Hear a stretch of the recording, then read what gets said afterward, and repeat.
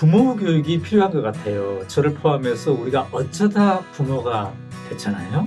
한편으로는 우리 아이들을 안아주고 동시에 놓아주고 이 두 가지가 필수적이죠. 오늘은 부모의 두 가지 역할에 대해서 같이 한번 얘기를 나눠볼까 합니다. 여러분, 아이 키우는 거 만만치 않죠. 네. 저도 두 아이가 있는데, 지금은 20대가 됐지만, 그동안에 키워온 과정 보면은, 진짜 만만치 않았던 것 같아요. 우리는 뭘 우리 아이들에게 심어줘야 될까? 저는 첫 번째는 자기 주도성인 것 같아요. 자기 스스로 뭔가를 이렇게 해나가는 거. 그 다음에 동시에 있는 그대로의 나를 사랑하는 마음, 이거를 심어줘야 되는데, 그러려면 부모가 아주 절묘한 균형을 이루면서 두 가지를 해야 될 것 같아요. 자, 제 모션 한번 보세요. 첫째는 끊임없이 안아주는 거. 그죠? 밖에서 어떤 상처를 받고 오더라도 적어도 집에서 우리 엄마 아빠를 만나면 내가 편안함을 느끼는 거. 내가 있는 그대로의 나를 사랑하는 마음을 느낄 수 있는 거. 학교에서 막 상처받고 왔는데, 학원에서 성적 때문에 상처받고 왔는데, 집에서까지 엄마가 너 그 정도 가지고 되겠냐고 하면은 얼마나 또 힘들겠습니까? 그래서 끊임없이 안아주는 거. 1등급이 아니어도 좋아. 태권도 썩 잘하지 않아도 좋아. 너 괜찮은 친구야. 이렇게 끊임없이 안아주는 거. 이게 필요하죠. 근데요, 요거만 있으면 안 됩니다. 절묘한 균형을 또 하나를 가지고 이루어야 되는데, 그게 뭔가? 놓아주는 거. 놓아주는 거. 엄마 아빠에 의지하지 않고 자기 스스로의 힘으로 뭔가를 하기 위해서 초등학생 때는 초등학생 단계에 맞게, 중학생 때는 중학생 때, 고등학생 때는 고등학생 단계에 맞게 이 놓아주는 게 필수적이죠. 제가 지난 8년 동안 강연장에서 6만 명의 중고등학생들을 만났어요. 근데 학생들 만날 때마다 두 부류의 아이가 있습니다. 한 아이는 엄마 아빠로부터 좀 더 자유로운, 엄마 아빠가 틈을 만들어줬기 때문에 좀 더 발랄하고 말도 잘하고, 근데 또 한 부류의 아이들은 왠지 주눅이 들어있어요. 쭉 얘기를 나눠보면은 엄마 아빠에 쥐어 사는 거예요. 엄마 아빠가 권력을 분점해주지 않아. 그래서 엄마 아빠의 인생을 자기가 사는 겁니다. 한 초등학생 일기에 이렇게 써 있었잖아요. 저는 제가 살고 있는 게 아닙니다. 우리 엄마가 살고 있습니다. 중학교 1학년짜리 독후 가면은 이렇게 써 있어요. 나는 드라마 PD가 내 꿈인데 드라마 한 편을 보려면 엄마랑 딜을 해야 된다. 엄마에 의해서 이렇게. 근데 말이죠. 또 다른 아이들. 엄마가 조금 더 틈을 주고 자유를 주고 이것만 하는 게 아니라 이 놔주는 것까지 했던 이 아이들은 상당히 자기 주도성을 중고등학생 때부터 키워갑니다. 한 고등학생은요, 제 강의가 끝났더니 저한테 이메일을 보내가지고 저는 우리 엄마 덕분에 선생님이 강연에서 얘기한 그 자기 주도성을 키워가고 있습니다. 이렇게 얘기를 하더라고요. 그런데요, 어렸을 때부터, 초, 중, 고등학교 다닐 때부터 뭔가 자기 주도성을 키워가면요, 어른이 돼서도 행복한 인생을 즐길 수가 있습니다. 제가 한 번은 대기업의 대리님 100분을 모셔놓고 강의를 한번 한 적이 있어요. 그때 제가 물어봤죠. 청중들한테. 행복한 인생을 산다는 것의 징조 중에 하나는 주말만 그리워. 빨리 토요일, 일요일 왔으면 좋겠다. 이 주말만 그리워하는 게 아니라 주중, 근무중인 주중에도 즐겁다. 혹시 그런 사람 있으면 손 들어보라고. 근데 말이죠. 마음속으로 그런 마음이 들더라도 저요? 이렇게 손들기 참 그렇지 않습니까? 막 동료들도 보고 있고, 그 다음에 또 손들면 어때요? 강사가 또 막 뭘 말 시키고 그러니까 귀찮잖아요. 근데 뜻밖에도 한 남성이 탁 손을 들었어요. 그래서 제가 물어봤죠. 왜 그렇게 주중에도 즐겁냐고. 그런데 그때는 잘 말을 안 하더라고요. 근데 바로 그날 저녁 저한테 이렇게 긴 이메일이 왔어요. 그 이메일의 제목을 붙여보자면 이런 거예요. 나는 왜 강연 때 손을 번쩍 들었나? 근데 내용적 제목은 뭐냐면 우리 엄마 덕분에요. 그러면서 이 이메일에 자기 엄마에 대한 얘기를 쫙 얘기를 해놓은 거예요. 어떤 엄마였는지. 어떻게 자기에게 어렸을 때부터 자기 주도성을 심어주기 위해서 노력을 했는지 그 과정을 탁 이메일에 담았더라고요.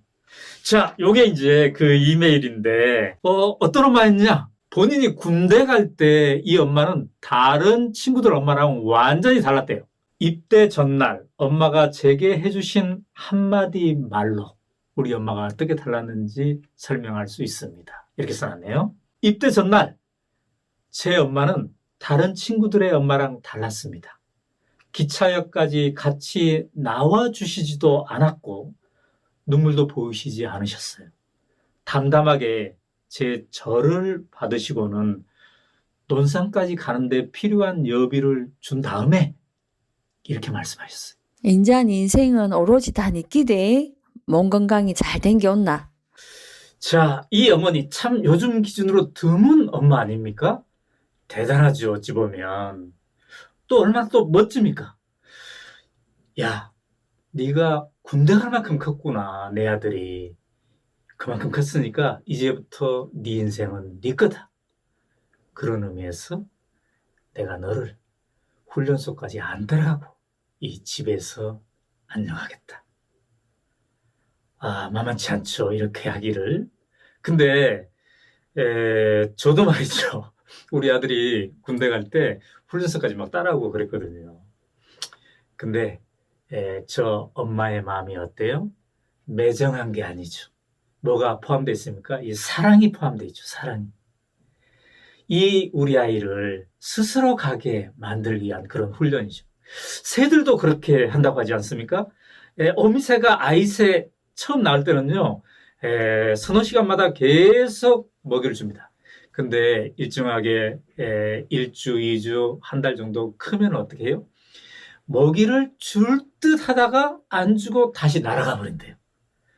그러면 아기새가 자기의 힘으로 스스로 먹이를 찾아서 날아간다고 하네요. 아이를 사랑하기 때문에, 진정으로 사랑하기 때문에 그렇게 자기 주도성을 길러주는 마음이 있는 거죠. 그리고 이 이메일에는 아빠와 엄마가 어떻게 달랐는지가 써 있어요. 자기가 공대 가겠다고 했더니 아빠는 막 호통치고 난리를 쳤대요. 근데 엄마는 묵묵히 너의 길을 가라라고 지원해 줬다는 거예요. 스스로 갈 수 있도록. 그런데 제일 재밌는 거는 이분이 이제 직장 다니다가 좀 몸이 안 좋아져가지고 직장도 쉬어야 했고, 그리고 사귀던 사람과도 이별을 해야 됐대요. 그래서 이제는 바닥이구나 싶었대. 그래서 누군가 이 바닥이구나 싶은데 누군가 찾아가가지고 뭔가 좀 힘을 얻고 싶잖아요. 그래서 엄마를 찾아갔대요. 그래서 엄마한테 가가지고 엄마 나 사는 게 너무 힘들어 죽겠어 라고 푸념을 했을 때 우리 엄마는 이렇게 얘기했대. 삶이라 하는 게 원래 힘든 기다. 사는 게 즐거우마 얼라들이 엄마 뱃속에서 나올 때 와 울고 나오겠노. 하하하 하고 웃고 나와야지. 산다 가는 게 힘든 게 연속인기라 웃고 살 수 있도록 만들어 가는 게 사람의 숙명이다. 이 어머님 말씀 참 명언이지 않습니까? 만만치 않은 인생을 잘 극복하는 것. 그게 바로 인생의 맛이다. 참 되새길 만한 말씀입니다. 그리고요, 그 엄마가 이제 이분이 결혼할 때도 본인이 선택한 짝을 그대로 믿고 이렇게 받아줬다고 하네요. 이분은 이 긴 이메일의 마지막을 이렇게 썼어요. 오연호 선생님, 오늘 강연 감사했습니다. 제 엄마가 제게 하신 것처럼 저도 제 아이들을 그렇게 키워가겠습니다. 네, 참 아름다운 마무리 아닙니까? 제가 어찌 답장을 안 할 수가 있었겠습니까? 그래서 답을 했어요, 답을. 반갑습니다. 강연 의미있게 들어주시고 그때 손도 번쩍 들어주셔서 감사합니다. 참 훌륭한 어머니를 두셨군요. 복이 많으십니다. 그 힘이 있었으니 인생은 내내 성장기이다라는 생각을 가지시고 학생 시절의 어려움을 잘 극복해내신 듯 합니다. 그 긍정 에너지를 직장 동료들과 이웃에 나눠주면 더 행복해지리라 믿습니다. 자, 우리 아이들이 나는 우리 엄마 덕분에 어렸을 때부터 자기 주도적인 삶을 살았고 어른이 되어서도 그걸 즐기고 있고 그래서 행복하다. 이렇게 얘기하면 얼마나 좋을까요? 자, 오늘 정리해 볼까요? 끊임없이 무조건 안아주고 그러나 동시에 놓아주고 이 두 가지 기억하면 좋겠습니다. 오늘 이 두 가지를 하기로 결심하신 우리 엄마들 구독, 좋아요, 알람 설정 꾹 누르면서 우리가 한번 실천해보죠. 네, 감사합니다.